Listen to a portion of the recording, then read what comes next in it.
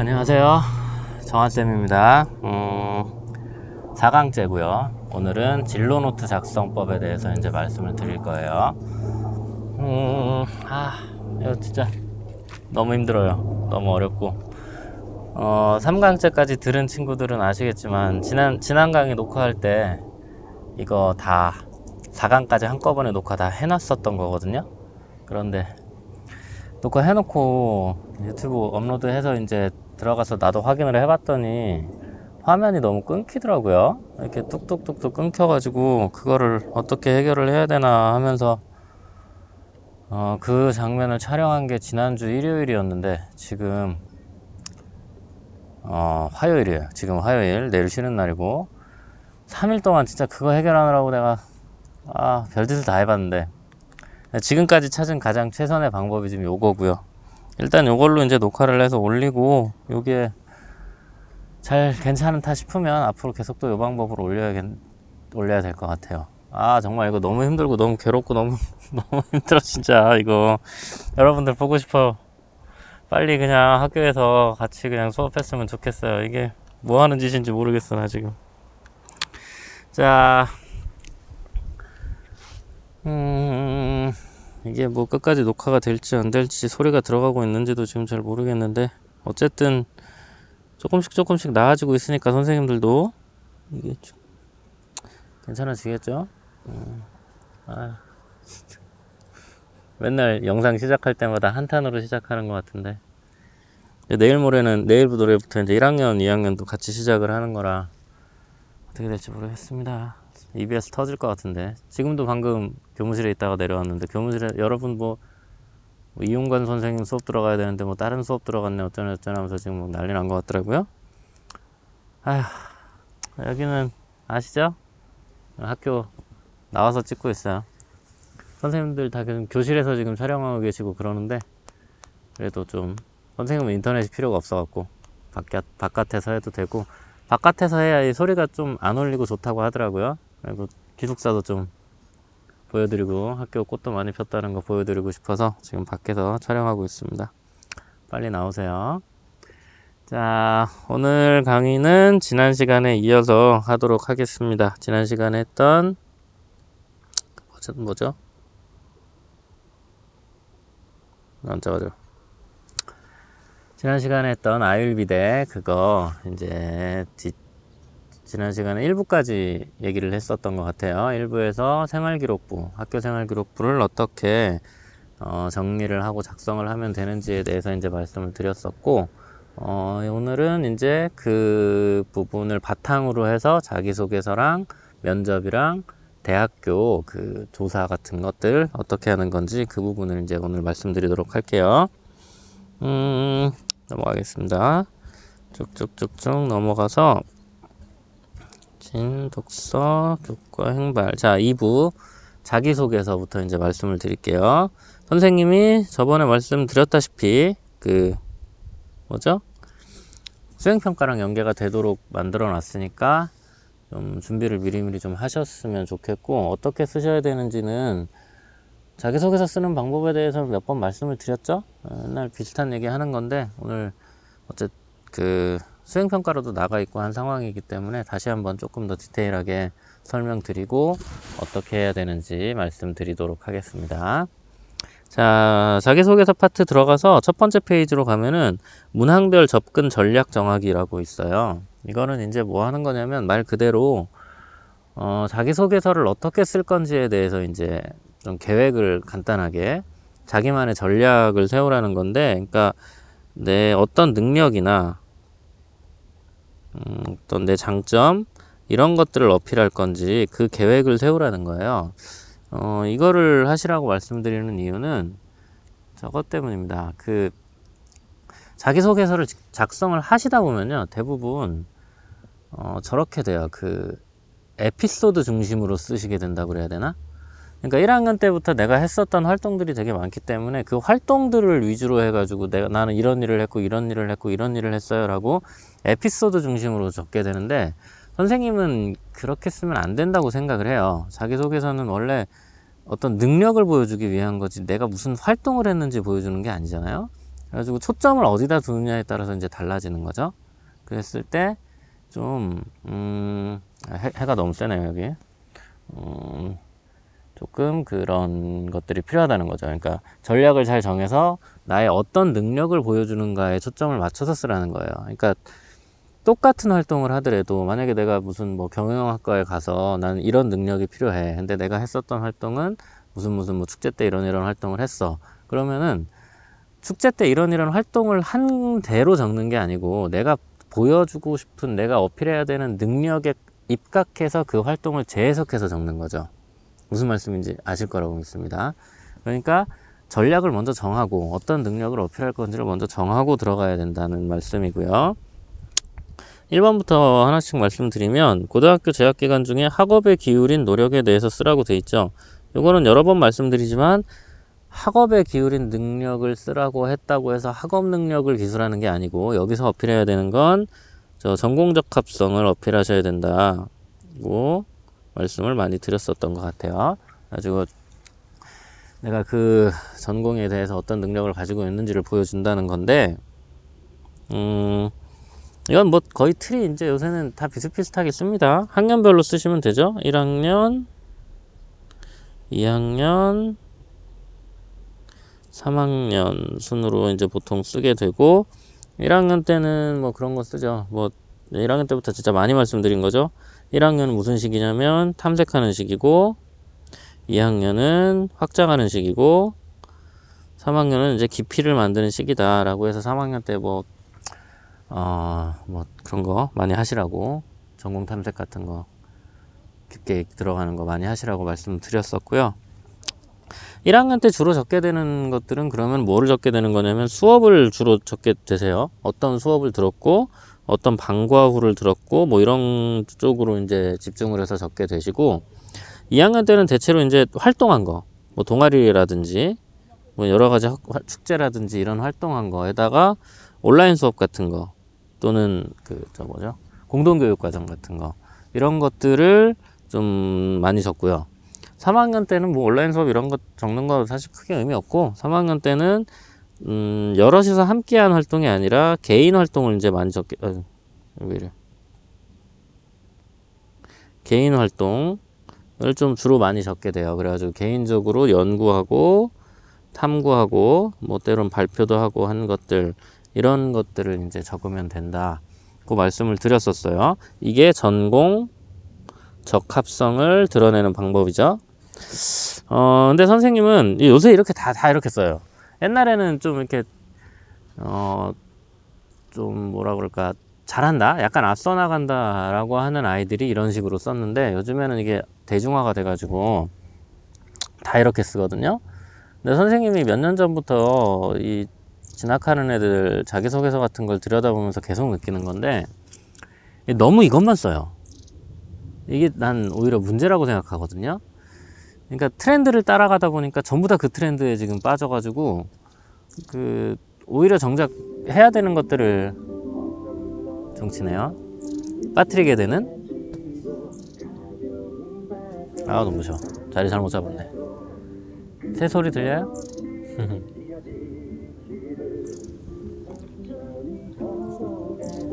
자, 그래가지고 선생님 이게 그러니까 원래 1번에서 물어보는 게 결국에는 학업에 대해서 물어보는 거고, 그러면은 공부를 어떻게 했는지도 적어주는 게 좋다고 생각을 해요. 그래야 문맥도 부드러워지고 좀 괜찮다고 봐요. 이게 너무 전공적 합성만 적으니까 너무 속보이게 적는 것 같은 느낌? 트렌드를 따라가려고 너무 속보인다, 좀 그런 느낌이 있어서 선생님은 개인적으로 이거를 두 번째로 적고 첫 번째에다가 진짜로 공부한 거 학업을 썼으면 좋겠어요. 조금, 많이는 아니고요.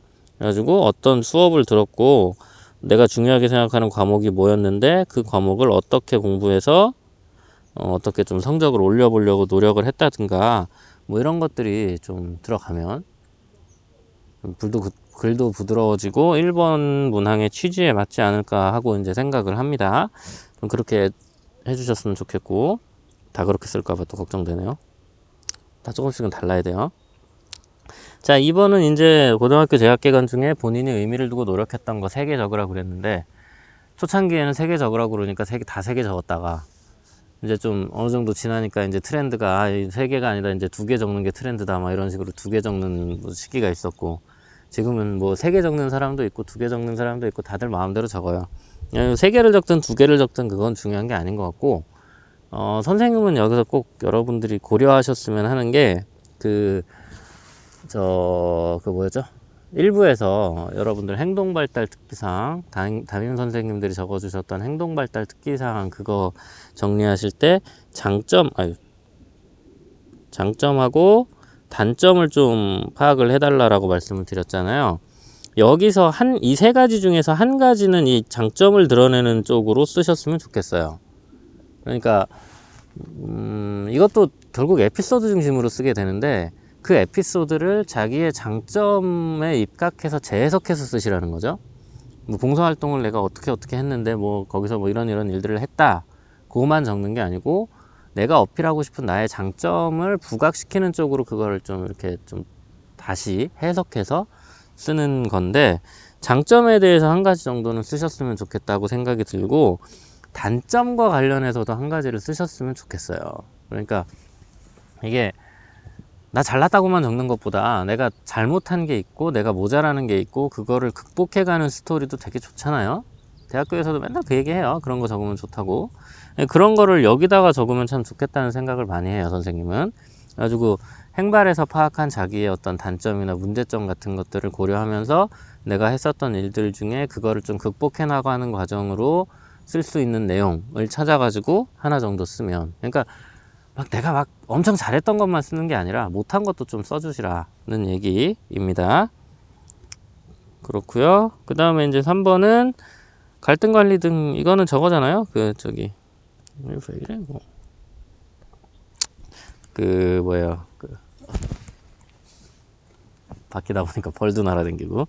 자, 인성에 대해서 쓰시는 건데, 이거는 변별력이 없다고들 많이들 얘기합니다. 그냥 잘 쓰시면 되고요.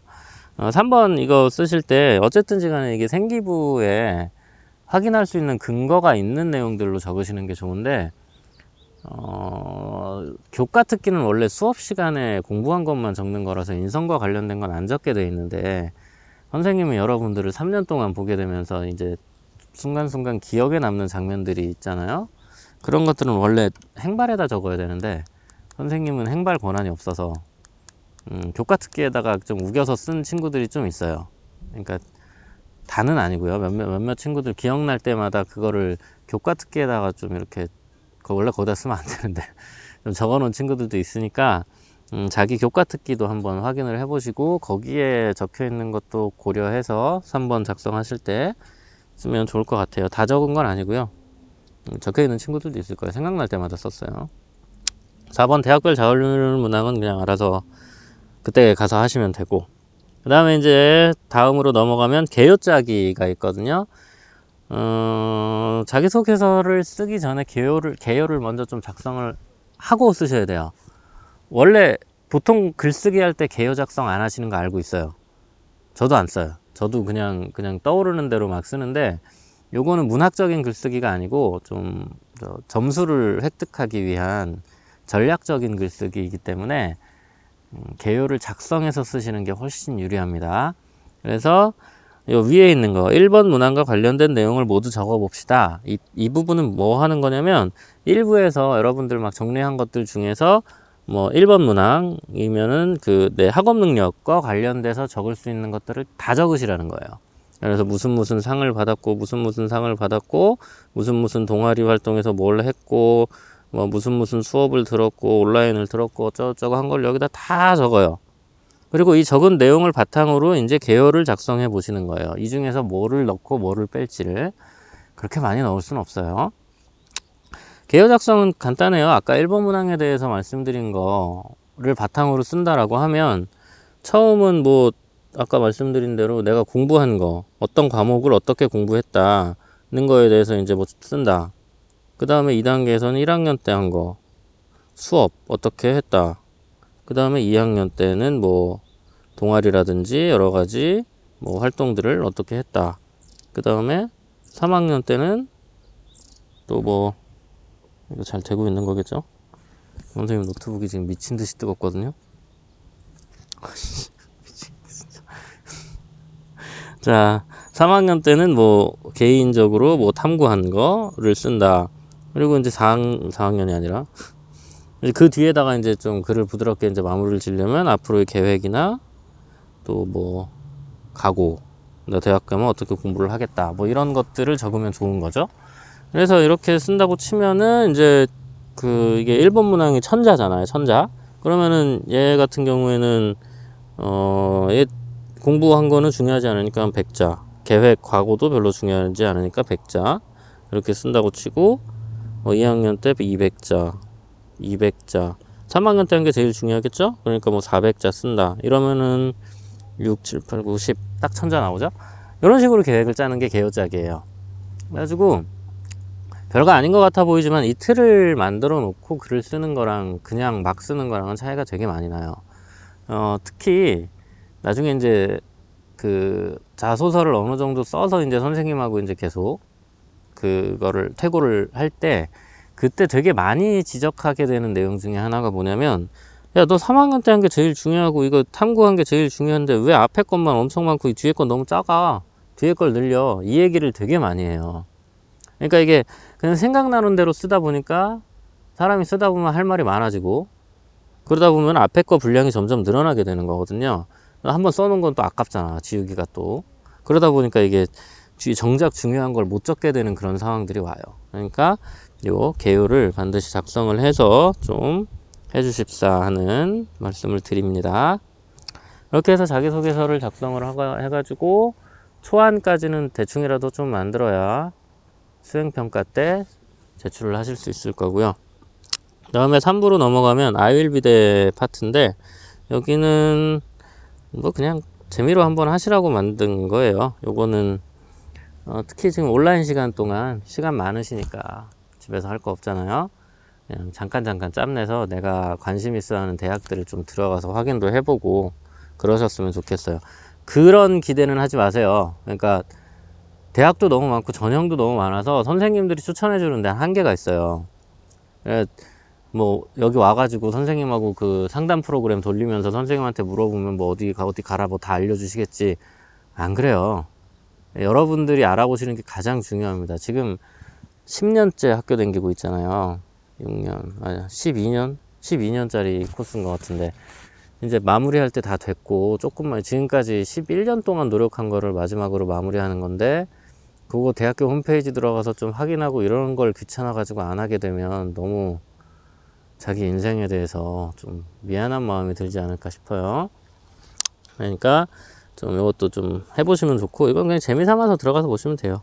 뭐 여기 증명사진 넣는 것 같은 여기다가는 대학교 로고 쓰시면 되고, 그리시면 돼요. 그래서 나는 여기 무슨 땡땡 대에 관심이 있고 무슨 땡땡 과에 관심이 있다. 들어가 보면은 학교 인재상이 있죠. 아는 친구들은 아실 거고 아직 관심 없는 친구들도 많을 텐데, 학교 인재상은 그 학교에서 만들고자 하는, 우리 학교는 이런 학생을 만들 겁니다. 뭐 미래 진취적인 학생, 뭐 또는 인성이 바른 학생, 뭐 이런 것들이 있어요. 또 치네. 대충 한 20분 된다는 소린데, 그럼 지금 빨리 끝내야겠네요. 지금 요 녹화 방법의 단점이 선생님이 촬영 시간을 확인할 수가 없어요. 자, 그래가지고 이거는 여러분들 입시 전략 짤 때 이거 고려하셔야 되는 내용이고, 학교 인재상은 어디 가서 확인하시면 되냐면 학교 홈페이지, 대학교 홈페이지에 들어가셔서 그 보면 있으시고, 저기서 확인하시는 게 제일 좋습니다. 입학처 들어가시면, 입학처 홈페이지로 들어가시면 거기에서 입시 요강 있어요. 거기다 PDF로 주거든요. 학교 저 3학년 교무실 오시면 이제 뭐 대학교별로 계속 우편으로 보내준 것들 쌓여 있어요. 그거 갖다 보셔도 되고요. 근데 그거는 다 있는 건 아니니까. 이 입시요강 보면 맨 앞에 그 학교에 인재상 이게 있는 경우가 되게 많아요. 요거 참고하시면 되고, 그 다음에 희망학과 교육과정 같은 거는 내가 가려고 하는 학과에서 내가 들어가면 무슨 수업을 하는지, 뭐를 가르쳐 주는지는 당연히 파악하고 있어야 돼요. 무슨 회계학을 배운다, 뭐를 배운다, 이런 것들을 당연히 알고 있으셔야 좀 입시를 준비하는 데 유리해요. 미리 공부하시는 것도 좋고, 관련된 책을 미리 읽어보시는 것도 되게 좋고요. 그렇기 때문에 그 교육 과정을 파악하고, 뭐 학과별 특징도 있어요. 뭐 우리 학과는 뭐 뭐 해외 연수를 간다든가 뭐 이런 것들이 있으니까 그런 것들도 좀 파악을 해 보시고, 요거는 입시호 강에는 거의 없는 경우가 많고, 학과 소개 자료라고 있어요. 학과 소개 자료라고 있는 파일을 다운 받으셔가지고 보시면 거기에 과별로 좀 정리가 잘 돼 있고, 대학교는 다 학과별로 다 홈페이지가 따로 있어가지고 그 과 홈페이지 들어가면은 맨 앞에 이거 나와 있습니다. 이거 그렇게 확인하시면 되고, 전형 방법 너무 복잡하잖아요. 한 개, 두 개 대학교 볼 때는 기억이 나요. 근데 이게 대학교 숫자가 늘어나면서 점점 기억도 안 나고 어려워지니까 전형 방법도 그때그때 다 정리를 해 두셔야 돼요. 뭐 1차에서 몇 퍼센트, 2차에서 몇 퍼센트 이런 것들. 그 다음에 나만의 지원 전략은 뭐 상향 지원인지 하향 지원인지 이런 거랑 뭐 여기가 뭐 몇 년 전에는 컷이 몇 점이었는데 요새는 몇 점으로 점점 바뀌었다. 뭐 점점 쉬워졌다, 어려워졌다 이런 것들을 기록을 해놔야 기억이 나요. 그러니까 이것도 좀 작성을 해 두시면 좋겠다. 이런 얘기고, 그 다음에 4부로 넘어가시면 면접인데, 면접은 지금은 그렇게 당장 하셔야 되는 건 아니라서 천천히 나중에 하셔도 되는데, 그래도 해놓으면 좋잖아요. 지금 시간 많으니까. 면접 들어가서 보면은 간단합니다. 그 희망대학별 면접 방법, 뭐 무슨 땡땡 되는 면접을 본다 안 본다, 비율이 몇 퍼센트다, 1차에서 몇 퍼센트고 2차에서 몇 퍼센트 보는데 뭐 이런 것들 여기다 정리하시면 되고, 면접 방식도 학교마다 다 다릅니다. 1대1로 보는 데도 있고 1대4로 보는 데도 있고 뭐 집단 토론 시키는 데도 있고 다 다르니까 그것도 하시고, 면접 경향이나 기출문제 같은 거 확인은 저기 가서 하시면 돼요. 그 대학교 홈페이지 들어가도 있는데 그거 하면 하루 종일 하나하나 찾아야 되고, 저기 UA 들어가시면 그 대학별 고사였나? 대학 정보? 대학 정보 게시판에 대학별 뜨거 고사 게시판이 있어요. 기출문제. 이 대학별 고사 기출문제 게시판에 들어가시면 선행학습 영향평가,